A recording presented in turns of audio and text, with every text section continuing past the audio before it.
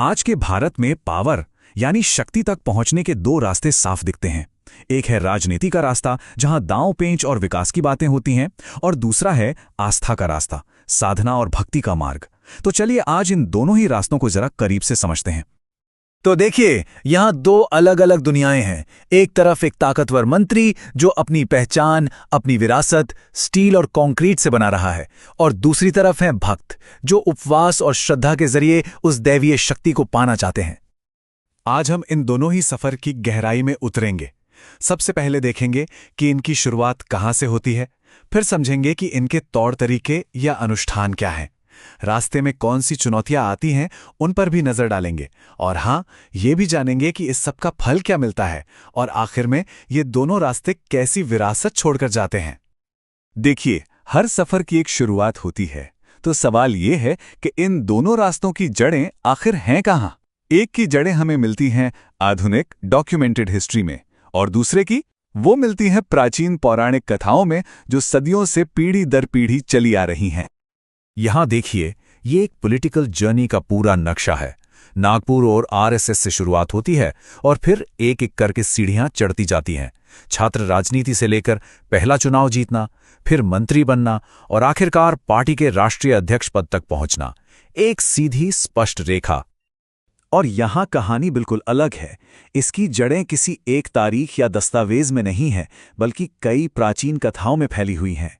चाहे वो सीता का व्रत हो, कर्ण की भक्ति हो या द्रौपदी की प्रार्थना, ये सब मिलकर इस पर्व को एक गहरा आध्यात्मिक मतलब देते हैं।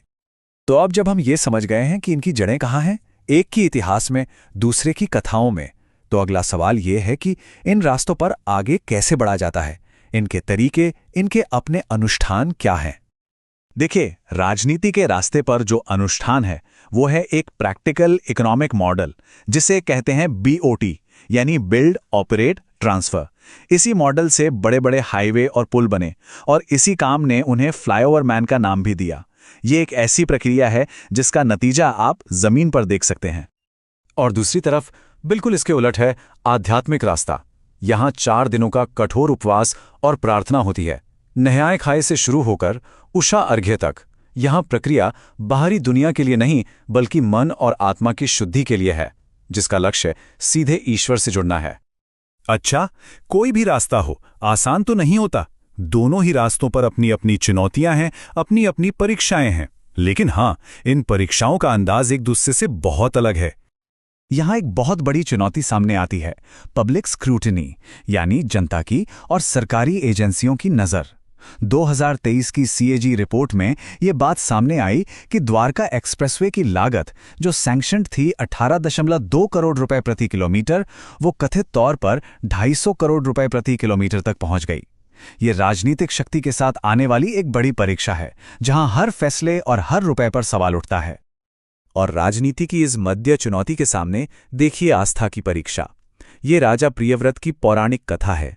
यहां चुनौती पैसों की नहीं, बल्कि विश्वास की है। जब सालों के इंतजार के बाद उनका बेटा मृत पैदा होता है, तो उनकी भक्ति की सबसे गहरी परीक्षा होती है। और राजनीतिक रास्ते पर चुनौतियां सिर्फ एक प्रोजेक्ट तक ही सीमित नहीं रहती। ये अक्सर विवादों से घिरी रहती हैं, जो सत्ता, नीति और निजी हितों के बीच की महीन रेखा पर सवाल खड़े करती हैं। चाहे वो पूर्ति ग्रुप से जुड़ा मामला हो, इथेनॉल को बढ़ावा देने के आरोप हों, या फिर ई रिक्शा नीति से जुड़े सवाल। तो इतनी सारी परीक्षाओं और चुनौतियों के बाद आखिर मिलता क्या है?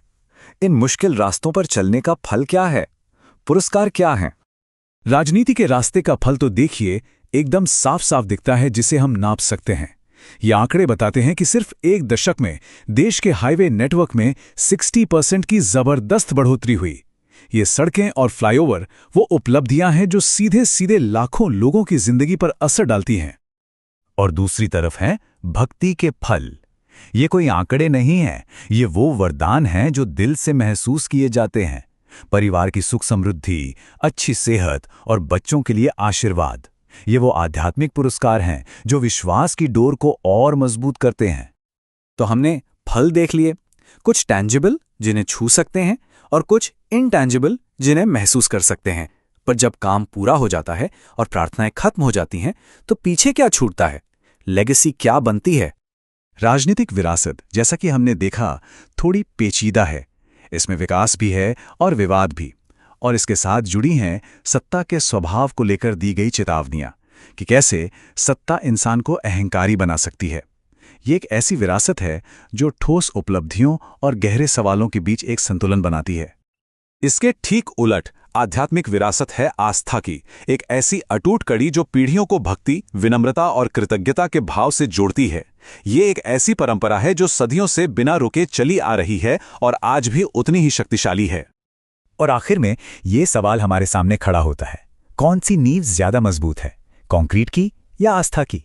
वो विरासत जो नजर आती है और जिसे छुआ जा सकता है, या वो विरासत